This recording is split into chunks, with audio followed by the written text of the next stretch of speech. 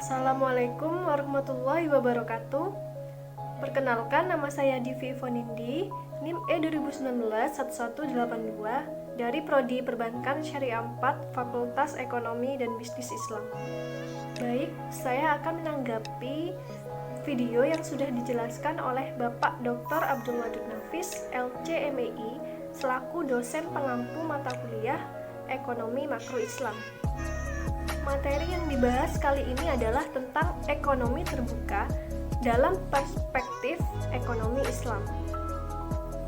Nah, sebelumnya kita harus mengetahui dulu apa sih ekonomi terbuka itu.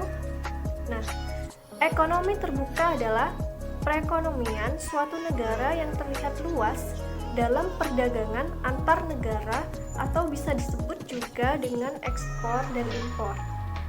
Pada sistem ekonomi terbuka ini, terdapat kemungkinan di produsen untuk melakukan kegiatan ekspor barang dan produk dagangan mereka dengan tujuan pasar-pasar dan negara lain atau sebaliknya, yaitu melakukan kegiatan impor untuk mendapatkan barang mentah, teknologi, mesin-mesin, atau barang jadi dari negara lain. Dalam model terbuka ini, jasa perbankan dan lembaga keuangan dapat juga berasal dari luar negeri. Perdagangan internasional dapat terjadi karena beberapa alasan. Alasan yang pertama yaitu keanekaragaman kondisi produksi. Perdagangan diperlukan karena adanya keanekaragaman kondisi produksi di setiap negara.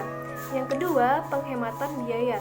Karena timbulnya increasing return to scale atau permintaan biaya pada skala produksi yang besar.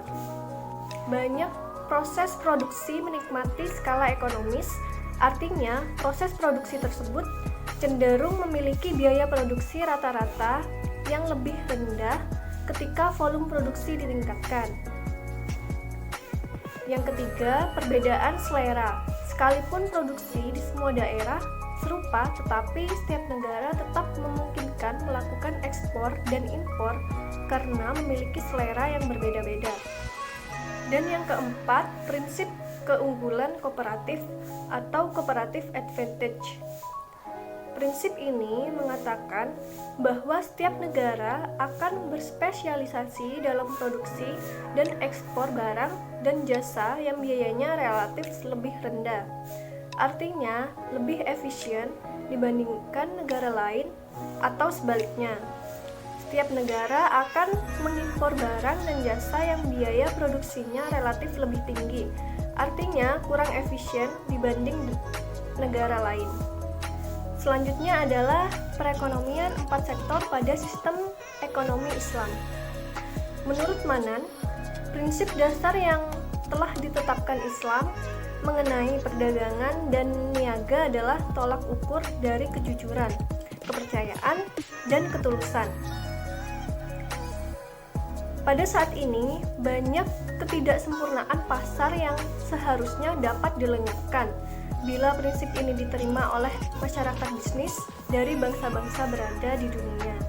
Prinsip perdagangan dan niaga ini telah ada dalam Al-Quran dan As-Sunnah, seperti melakukan sumpah palsu, memberikan takaran yang tidak benar, dan menciptakan iktikat baik dalam transaksi bisnis.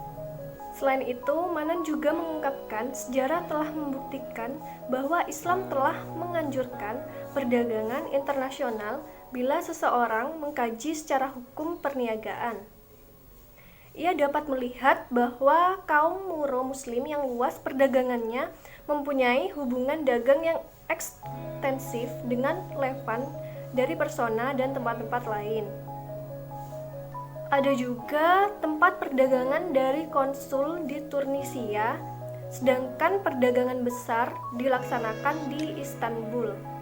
Perdagangan ini mencapai pelabuhan India dan Cina dan meluas panjang pantai Afrika sampai ke Madagaskar. Selanjutnya ada pengeluaran untuk impor dalam perekonomian terbuka dibedakan menjadi dua jenis, yaitu yang pertama adalah impor yang nilainya tidak tergantung dari variabel lain. Yang kedua, impor yang lainnya dianggap tetap. Mungkin itu saja penjelasan tanggapan video dari saya.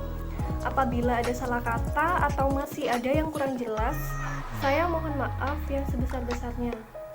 Semoga bermanfaat. Sekian dan terima kasih. Wassalamualaikum warahmatullahi wabarakatuh.